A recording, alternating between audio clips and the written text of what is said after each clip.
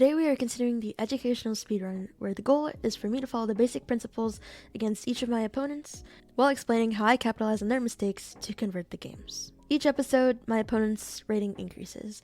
I start the speedrun when I was 600 ELO, and today's opponent was rated 1300. Each speedrunner episode is based around a certain theme depending on how the game played out. Today's theme is the importance of a fast and effective attack when your opponent castles on the opposite side that you did. Hope you enjoy, and let's get into it. So I was playing black here, and my opponent started off with the move b3, which is not a common opening to play, especially around this level, but it is technically a legit opening. It's called a Nimzo Witch Larson attack. It's not common, but it can be good if you know how to play it correctly, which is the key.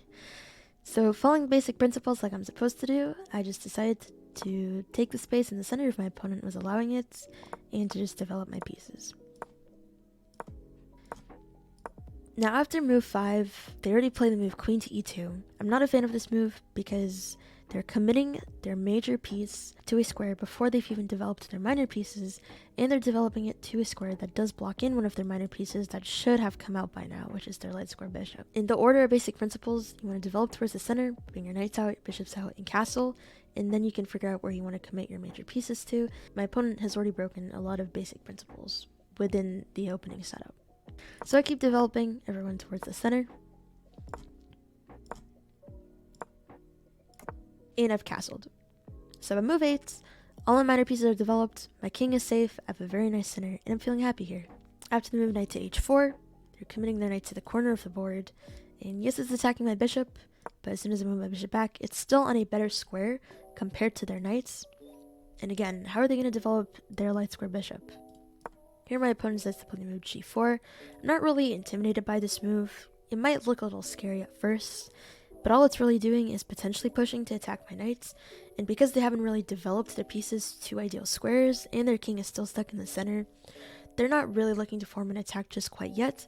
So I take this opportunity to try to open up the side of the board where their king is on, which is the center, and I play the move e4. My opponent decides to queenside castle, and as soon as I see that they decide to castle on the queen side, I already know the queen side is the side of the board of which I'm going to attack on. So now this is where it starts. So I start with the move a5.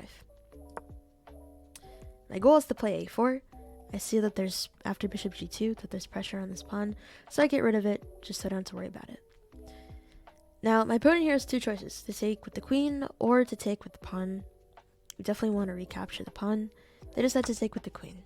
There's pros and cons to each capture, but when they capture with the queen, they allow a nice move with tempo for me, which is the move knight to b4. Not only am I hitting the queen, but I'm also hitting this pawn on a2 that they can't defend at the same time, and they're losing a very important pawn to the defense of their king on the queen side. Had they taken with the c pawn, this is still not ideal, because the c file is wide open and I already have all my pieces out and ready to go for the attack. But at least they don't have to worry about losing a pawn on a2 right away. However, the move a4 does look very nice for me here, and already they can't really stop me from opening up this a file, and this already looks like a nice advantage for black. So continuing the game, I played the move knight to b4. I grabbed that pawn and I got out, just keeping the game simple. They played the move knight to f3, and as you can see here, this knight is still on h4, kind of stuck, blocking in their own pawn, which they would like to move up the board. And in this time, while they're still figuring out where they want their pieces to be set up, I'm coming through straight away with the move a4. And already I'm about to blast open this a file and come through. This is the importance of starting your attack as soon as possible and actually playing moves that are going to make threats. My opponent played the move g4 earlier that looked intimidating but wasn't really, and here they played the move g5, but I'm not really threatened about this pawn push at all, because the minute I play the move knight to e4, what is this pawn doing? If anything, I'm attacking it. I don't really want to capture it because my focus is on the queen side, so I don't really want to divert away from my focus, but they can't really play the move g6 because I can capture with my h-pawn or my f-pawn if I really wanted to. Their knight is trapped, it's in the way of their own attack. They can't play knight g6, can't move to f5, and if they ever want to move back, then this knight has to get out of the way. Their bishop is basically a pawn on g2 currently, their queen is trapped, and they can't get this h-pawn forward. So outside of this bishop, which is the only piece that looks really nice in their position, and this pawn that's just sitting on g5, not even able to move forward, there's not really any attack the white has going for them realistically.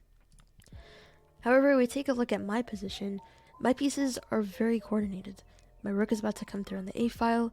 My queen is getting ready to attack. My knights are on very good squares that cannot be easily kicked.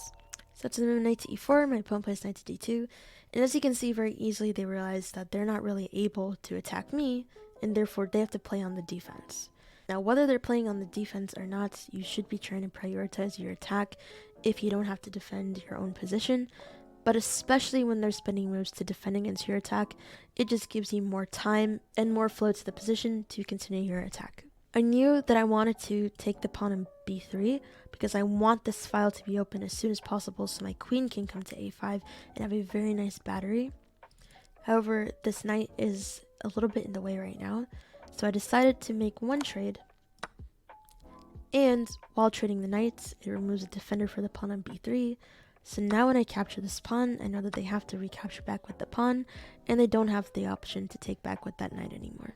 Now, because they recapture with the pawn, this knight has an outpost on b4. No pawn can kick it at all, and both my knight and my bishop are defending the pawn on d5, which means this bishop, this queen, and this rook are all useless. They're not threatening to do anything. So here I take the opportunity to bring my queen out like I wanted to on this beautiful battery. And already they can't stop me from entering either a2 or a1. They have to pick a score for me to enter to. My opponent decides to make a little bit of a run for it. But again, because their pieces are not in ideal squares, the king can't really even escape because the queen's in the way. Now in this position here, I want you to pause the video and take some time to calculate how you would continue this attack through. If anyone looks at this position, it'd be easy to conclude that black looks better, has a better attack, and definitely has the potential to maybe win some material or even check me in this position. But I always say something can look so amazing, but you have to make sure that there's something there. So put a concrete line to it. So pause the video, do some calculating of your own. How would you convert the attack here?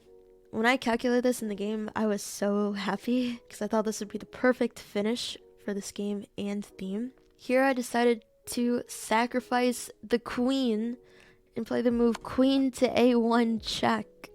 It's so important to take time and calculate every possible follow-up before you're going to commit to sacrificing material.